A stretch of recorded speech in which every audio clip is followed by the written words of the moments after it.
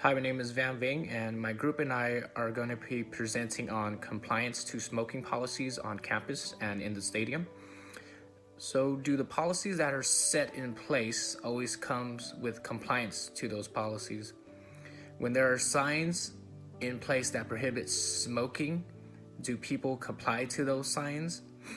At the California State University of Fresno, the university recently just became a smoke-free campus, meaning smoking is not allowed in and around the university, including the stadium. Smoking is prohibited because, as a university, Fresno State wishes to create a healthier environment for their students, staff, faculty, and anyone who wants to visit Fresno State.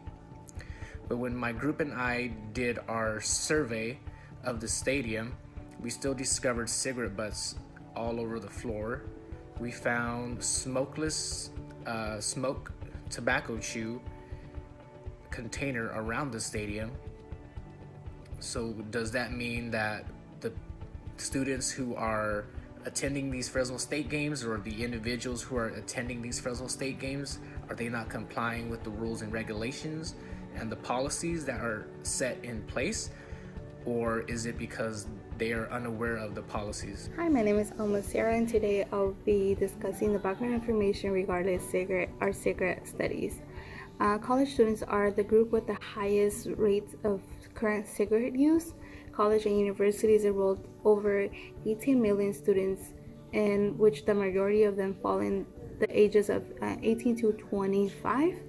Each year, more than 408,000 people in the United States died from illness related to tobacco use. Smoking causes about 1 out of 5 deaths in the U.S., and smoking is shortening male smokers' life by about 12 years, and in females by 11 years. Smoking is not only affecting the smoker but also the bystander. Secondhand smoke is affecting many people's health. Not only the smoker is affected, and not only they are damaging their own body, but they're also damaging many other people's body and health. Hello guys, my name is Romano Torello, and I'll be talking about the results that we have. After our research, we came to the conclusion that our community is still smoking even though it's a smoke-free campus. Our group found a total of 17 cigarette butts and 1 can of tobacco chew. All of this was found in a stadium that appeared to be cleaned already. There was a few problems that we encountered through our research. One huge problem was that when we arrived at the stadium, it seemed to be cleaned already. At the time of our study, we also had a repair crew working.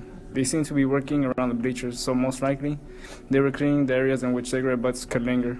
Ideally, our study would have been more accurate if we had covered the stadium a day after the game. Also, it is worth mentioning that there was a class before us that also covered the stadium. We could only assume that we would have picked up more cigarette butts if the stadium was not clean. It is also tough to really measure if smoking is decreasing at the stadium. How do we measure the number of smokers if they use e-cigarettes? They don't leave any litter behind. E-cigarettes make it even more difficult to track if people are not smoking. From the evidence that we do have, we noticed how most of the cigarette butts that we found seem to be thrown into hidden areas. They are mainly found around the snack bar area and the plants next to the outer stairs of the stadium. It could well be that those who are violating the policy well know that smoking is prohibited. Therefore, they decide to hide their cigarette butts, but that is only a hypothesis. Although it is tough to say that, since there aren't enough signs in the stadium that state it is a smoke-free area. This makes it nearly impossible for fans who aren't students to know that smoking is prohibited. Hi, my name is Natasha Ramirez, and today I'm going to be talking about the overall conclusion within our cigarette study case. So basically, recapping a little bit on what my group members stated previously, we did do a survey study at the football stadium. We gathered 17 cigarette butts and 1 can of tobacco chew.